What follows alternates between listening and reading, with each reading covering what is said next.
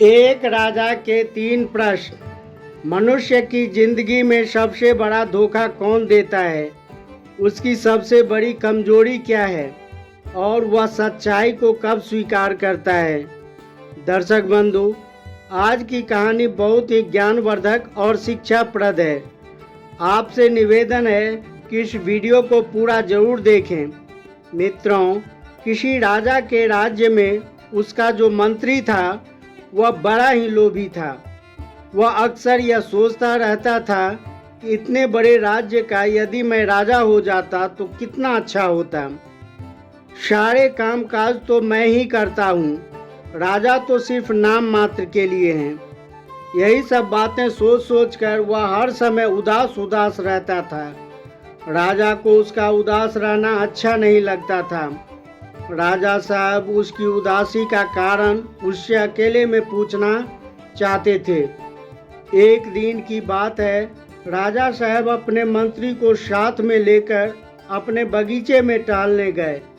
टहलते टहलते हंसते हुए उन्होंने मंत्री से पूछा, हे मंत्री, हम देख रहे हैं कि पिछले कई दिनों से तुम न तो हंसते हो और न ठीक से बोलते हो। तुम उदास उदास से रहते हो, क्या कारण है? आज अपनी उदासी का रहस्य बता ही दो। इसलिए आज मैंने तुम्हें एकांत में बुलाया है। मैं जानना चाहता हूँ कि तुम चाहते क्या हो। तुम्हारे जीवन की सबसे बड़ी इच्छा क्या है? आज तुम निर्भय होकर अपनी इच्छा मुझसे कहो। मैं तुम्हारी इच्छा पूर्ति करने का प्रयास करूँगा। राजा की बात सुनकर मंत्री पहले तो कुछ शर्मिंदा सा हुआ। उसने अपना सिर नीचे झुका लिया।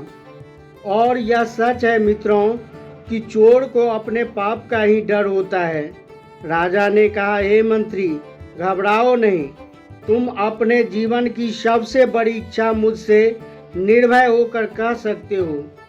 तब मंत्री ने हिम्मत करके कहता है, महाराज, मैं यह सोचता हूँ कि आप इतने बड़े राज्य के स्वामी हो। आपका जीवन कितना खुशहाल होगा। यदि मेरे पास भी इतना बड़ा राज्य नहीं तो कम से कम इस राज्य का 10वां भाग ही होता तो मैं अपने आप को सबसे बड़ा खुशनसीब समझता। राजा ने कहा, यदि ऐसी बात है तो इसमें परेशान होने की क्या बात है? यदि मैं आपको आधे राज्य का स्वामी बना दूं तो कैसा रहेगा? राजा का जवाब सुनकर मंत्री घबरा गया। मंत्री कहने लगा, महाराज, यह कैसे संभव हो सकता है? आप भला अपना आधा राज्य मुझे क्यों देंगे? कहीं आप मुझसे मजाक तो नहीं कर रहे हैं? राजा ने कहा, मैं तुमसे कोई मजाक नहीं कर रहा हूँ। यह सुनकर मंत्री मन ही मन बड़ा प्रसन्न हुआ और अपने घर चला गया। इधर राजा साहब ने राज दरबार में घोषणा कर दिया कि मैं अपना आधा राज्य मंत्री के नाम कर दूंगा। साथ ही साथ यह भी घोषणा किया कि आज से 30वें दिन मैं मंत्री का सिर धड़ से अलग कर दूंगा। राजा की ऐसी विचित्र घोषणा सुनकर सारे दरबारी आश्चर्यचकित थे कि यह कैसी घोषणा है। राजा साहब उसे आधा राज्य देने की बात भी कर रहे हैं और 30वें दिन उसका सिर काटने की बात भी कह रहे हैं। राजा की यह घोषणा सुनकर मंत्री बेहद डर गया और वह भागता हुआ राजा के चरणों में गिर पड़ा। मंत्री कहने लगा, महाराज, आपको आधा राज्य नहीं देना है तो मत दीजिए, लेकिन मुझे मारने का दंड तो मत दीजिए। जब मैं ही नहीं रहूंगा तो राज्य का सुख कौन भोगेगा? तब राजा कहने लगे, हे मंत्री, मैंने इसलिए तुम्हारा सर काटने की घोषणा नहीं की कि मेरा आधा राज्य जा रहा है। मैंने इसलिए तुम्हें मारने की घोषणा की है ताकि तुम मेरे प्रश्नों का उत्तर दे सको। मेरे 3 प्रश्न हैं। इन तीनों प्रश्नों के जवाब यदि तुम 1 माह के भीतर नहीं दिए तो 30वें दिन मैं तुम्हारे सर काट लूँगा। मेरे तीनों प्रश्न इस प्रकार हैं। पहला प्रश्न है, मनुष्य के जीवन में सबसे बड़े सच्चाई कब आती है? दूसरा प्रश्न है, मनुष्य के जीवन में सबसे बड़ा धोखा कौन देता है? और तीसरा प्रश्न है, मनुष्य की सबसे बड़ी कमजोरी क्या है? तीनों प्रश्न मंत्री ने एक कागज पर लिख लिए और वहां से चला आया। अब तो मंत्री बड़ा परेशान हो गया। राजा ने उसे बहुत बड़े संकट में डाल दिया था। मंत्री सोचने लगा कि ये कैसी खुशी, जो मैं आधे राज्य का मालिक बनकर भी खुशी नहीं मना पा रहा हूँ। इधर राज्य मिलने की खुशी है तो उधर 30वें दिन मरने का दुख है। मंत्री बहुत बड़ी दुविधा में पड़ा था। सोचने लगा, अगर 30वें दिन तक राजा के प्रश्नों का उत्तर नहीं दिया तो राजा मेरा सर काट लेगा। और मित्रों, यह बात सच है कि संसार का सुख इसी प्रकार का होता है। हर सुख के पीछे दुख लगा रहता है। यदि आपके जीवन में कभी सुख आ जाए तो उसे पाकर घमंड मत करना, क्योंकि वह सुख ही दुख लेकर आएगा। यह बात कटु सत्य है। अधिक धन का सुख यदि मिल जाता है तो उसके साथ साथ आपके शत्रुओं की संख्या भी बढ़ जाती है।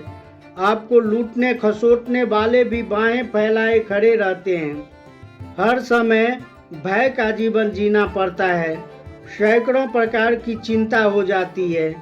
साथ ही साथ शरीर भी आलसी हो जाता है, क्योंकि परिश्रम करना ही नहीं पड़ता। इसलिए बीमारियों अधिक बढ़ जाती है।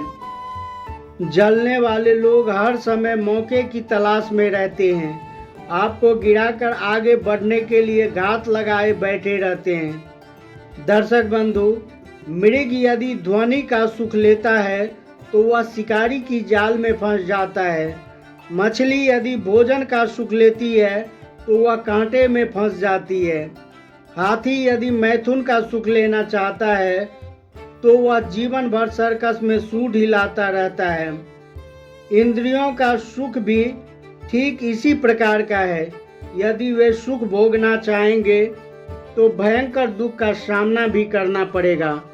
दर्शक बंधु, इधर मंत्री बड़ा बेचैन था। वे उन प्रश्नों के जवाब ढूंढने के लिए घर से निकल पड़ा। अब उसे इस बात की कोई खुशी नहीं थी कि वह आधे राज्य का राजा बन जाएगा। उसे तो बस इस बात का दुख था कि यदि राजा के प्रश्नों का जवाब नहीं दे पाया तो मारा जाऊंगा। प्रश्नों का जवाब पाने के लिए वे बड़े से बड़े विद्वान के पास गए, संत महात्माओं के पास गया, पर उसे कहीं से उन प्रश्नों के सही जवाब नहीं मिले। हर गांव, हर शहर में वह दिन रात भटकने लगा।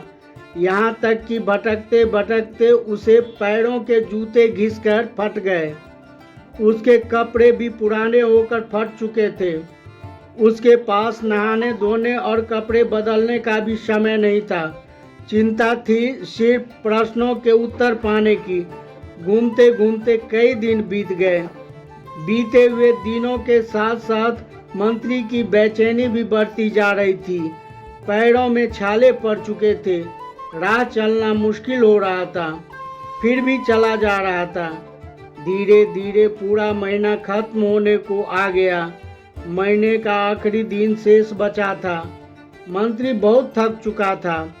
अगले दिन राजा उसका सर कलम कर देगा, यही सोचकर दुख के मारे उसकी छाती बैठी जा रही थी। घूमते घूमते वह एक छोटे से गांव में पहुंचा।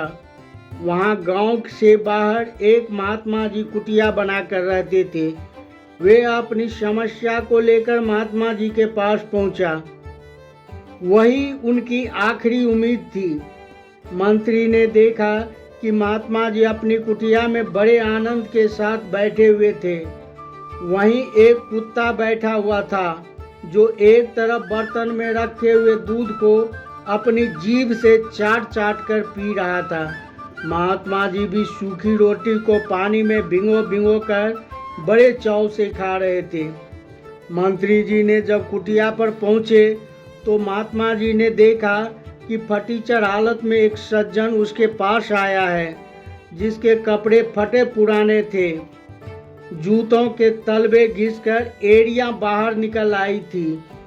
उस आदमी की बहुत ही दयनीय स्थिति थी। महात्मा जी ने उसको देखते हुए कहा, आइए महाशय, आप बिल्कुल सही जगह आए हैं। आपके तीनों प्रश्नों के जवाब मेरे पास ही हैं। महात्मा जी की बात सुनकर मंत्री बहुत हैरान हुआ कि मेरे बारे में महात्मा जी पहले से कैसे जानते हैं कि मैं कौन हूँ और यहाँ क्यों आया हूँ। तभी महात्मा जी उठकर खड़े हुए तो मंत्री ने देखा कि महात्मा जी ठीक उसी तरह के कपड़े पहने हुए थे जैसे राजा मंत्री को कपड़े भेंट में देता था।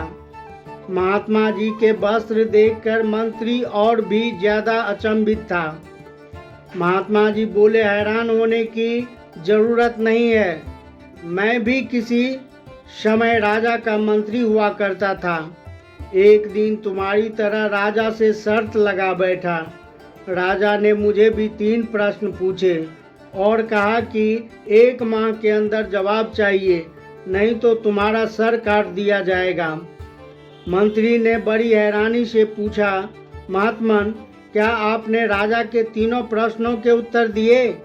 महात्मा जी ने कहा, हाँ, मैंने उनके तीनों प्रश्नों के उत्तर दिए। राजा ने मुझे अपना आधा राज्य भी दिया, परंतु मैं उस राज्य को ठोकर मारकर अपने कुत्ते के साथ इस कुटिया में आकर रहने लगा और सूखी रोटी पानी में भिगो भिगो कर खाता हूँ और निर्भय होकर आनंद से रहता हूँ।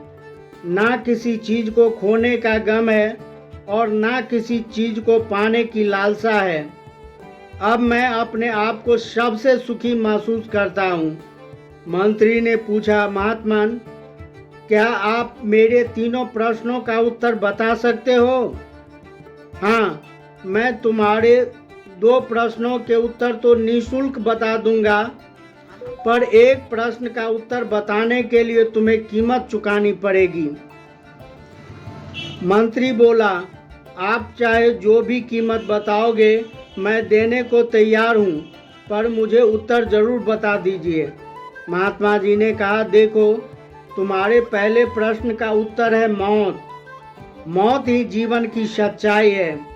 जो आया है उसे मौत को स्वीकार करना ही पड़ेगा। ऐसा नहीं है कि आप बड़े धनवान हैं और मौत जब आपके पास आएगा तो तुम उसे रिश्वत दे दोगे और वह लौट जाएगी। ऐसा नहीं है कि तुम बड़े सुंदर दिखते हो तो मौत तुम्हारी सुंदरता पर मुग्ध होकर लौट जाएगी। ऐसा नहीं है कि तुम बड़े ज्ञानी हो और मौत जब तुम्हारे पास आएगी तो तुम उसे उपदेश देकर समझा दोगे और वह लौट कर चली जाएगी। ऐसा भी नहीं है कि तुम बड़े बहादुर हो तो वह तुमसे डर कर भाग जाएगी। तुम चाहे जो भी हो, तुम्हारा कोई भी लॉजिक नहीं काम आएगा। इसलिए यही जीवन की सच्चाई है। तुम्हारा दूसरा प्रश्न था कि जिंदगी में सबसे बड़ा धोखा कौन देता है? इसका उत्तर है, जिंदगी ही जिंदगी में सबसे बड़ा धोखा देती है। जिंदगी इंसान का सबसे बड़ा धोखा है। मनुष्य जिंदगी पाकर अपने आप को क्या क्या मान बैठते हैं कि मैं ये हूँ, मैं वो हूँ, मैं ये कर सकता हूँ, मैं वो कर सकता हूँ, मैं ही सबको खिलाता हूँ, मेरी वजह से ही लाखों लोग जी रहे हैं। जिंदगी को जीने के लिए छल कपट, झूठ प्रेम सबका आश्रय लेता है। वह अभिमान में आकर किसी को कुछ समझता ही नहीं है और एक दिन यह जिंदगी उसे ही धोखा दे जाती है। उसके सारे चीज, सारे गुण, सारे दोष धरे के धरे रह जाते हैं। जिंदगी पाकर सबको स्वयं ही मान लेना मनुष्य की जिंदगी का सबसे बड़ा धोखा है, जबकि वह किसी और के हाथों की कठपुतली है। चाहे वह आपको बड़ा पदाधिकारी या भिखारी बना दे, करवाता वही है। तुम कुछ भी करते हो। महात्मा जी बोले, अब मैं तुम्हारे तीसरे प्रश्न का उत्तर भी बताऊंगा जब तुम उसकी कीमत चुकाओगे। मंत्री जी बड़े व्याकुल होते हुए बोले, क्या कीमत है महाराज? तब महात्मा जी कहते हैं, तीसरे प्रश्न का उत्तर जानने के लिए तुम्हें हमारे कुत्ते का जूठा दूध जो बच गया है उसे पीना पड़ेगा। क्या तुम्हें यह मंजूर है? दर्शक बंधु, कुत्ते के जूठे दूध की बात सुनकर मंत्री जी एकदम से पीछे हट गए। मंत्री जी कहने लगे, नहीं नहीं महात्मन, मैं मनुष्य हूँ। कुत्ता एक अपवित्र प्राणी है, उसका जूठा दूध मैं कैसे पी सकता हूँ? रहने दीजिए, मैं उस उत्तर को नहीं जानना चाहता हूँ। तब तक उन्हें अगले दिन राजा के द्वारा सिर काटने की बात ध्यान हो आई। यह सोचकर उसकी रूह कांप गई। सोचने लगे, मरने से अच्छा है कि कुत्ते का जूठा दूध ही पी लूं। इतना सोचने के बाद मंत्री जी ने कुत्ते का जूठा दूध का बर्तन उठाया और सारा दूध पी गया। दूध पीने के बाद कहने लगा, महात्मन, मैंने आपके शर्त पूरी कर दी, अब आप तीसरे प्रश्न का उत्तर बता दीजिए। महात्मा जी मुस्कुराते हुए बोले, तुम्हारे तीसरे प्रश्न का उत्तर यही है, मजबूरी ही मनुष्य की सबसे बड़ी कमजोरी है। राजा जब राजा होता है तब उसे छोटे छोटे कामों से घृणा होती है, और जब वही राजा से रंक बन जाता है तो वह छोटा से छोटा काम, घृणित से घृणित कर्म करने के लिए भी विवश हो जाता है।